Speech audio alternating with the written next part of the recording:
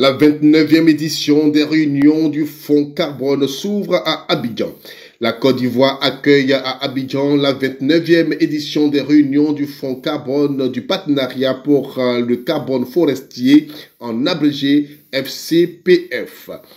L'événement a été officiellement lancé par le ministre de l'Environnement, du Développement durable et de la Transition écologique, M. Jacques Assaouré Kona, en présence des représentants de la Banque mondiale, des partenaires techniques et financiers et des acteurs de lutte contre la déforestation. Dans son discours d'ouverture, le ministre a rappelé que la Côte d'Ivoire a perdu plus de 5 millions d'hectares de forêt depuis les années 80. Ce constat alarmant a poussé le gouvernement à s'engager dans le mécanisme REDD+, dès 2011 pour inverser la tendance. Le programme de réduction des émissions, en abrégé PRE, déployé dans le sud-ouest du pays est au cœur de cette stratégie. Cette zone abrite le parc national du Taï, un joyau écologique, et concentre les efforts de la reforestation, de conservation et d'agroforesterie. Ces initiatives doivent permettre de restaurer au moins 20% du couvert forestier d'ici 2030, tout en améliorant les revenus des populations locales, a souligné le ministre. Le premier paiement carbone de 35 millions de dollars obtenu en 2024 pour la réduction de 7 millions de tonnes de CO2 est une avancée majeure. Le ministre a également salué la mise en place d'un mécanisme transparent de partage des bénéfices qui permettra de redistribuer près de 12,5 milliards de francs CFA aux producteurs et communautés locales. Marie-Chantal Ouani-Linguira, directrice des opérations de la Banque mondiale, a confirmé l'engagement des partenaires internationaux à financer des projets basés sur des résultats concrets, affirmant que protéger les forêts peut générer des financements conséquents pour des pays bénéficiaires comme la Côte d'Ivoire.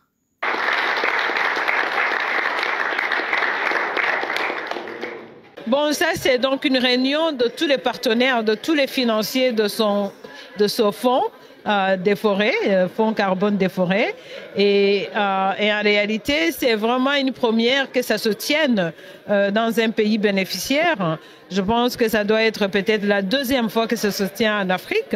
D'habitude, ça se tient dans les pays donateurs. Et cette fois-ci, ils ont pris le choix de venir ici en Côte d'Ivoire, qui est un pays qui a démontré que c'est possible de mettre en place ces financements. Donc le pays a pu bénéficier d'un montant à hauteur de 35 millions l'année dernière en fonction des fonds carbone, en fonction des crédits carbone qui ont été émis à cause de la protection du parc de Taï.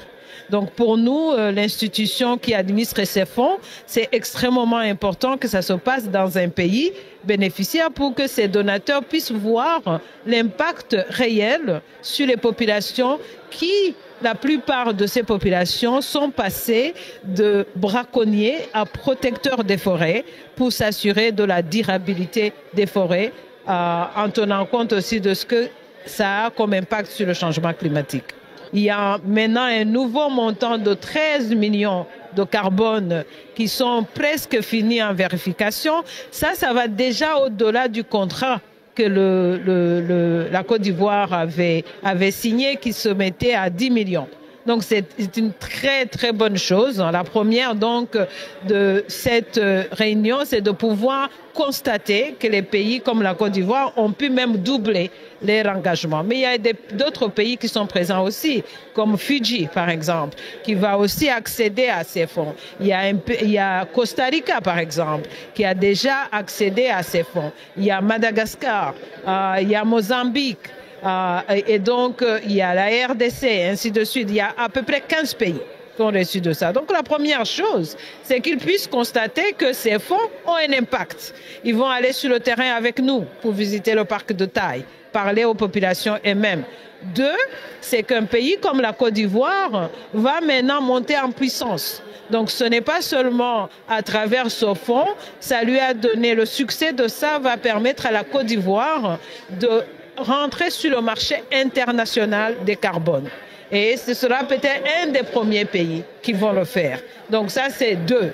3, un pays comme la Côte d'Ivoire tape déjà dans le marché des investisseurs d'impact environnemental. Et donc ça permettra aussi de faire le lien entre ce financement et les financements innovants que la Côte d'Ivoire est en train de mettre en place. Donc, it's a win-win, comme on dit en anglais, pour eux, les donateurs, pour la Côte d'Ivoire, pays hôte, mais surtout pour les populations qui vraiment œuvrent de jour et nuit pour s'assurer que ces forêts soient protégées. Cette réunion marque un tournant dans la lutte contre le changement climatique avec des actions concrètes pour conjuguer développement durable et justice sociale.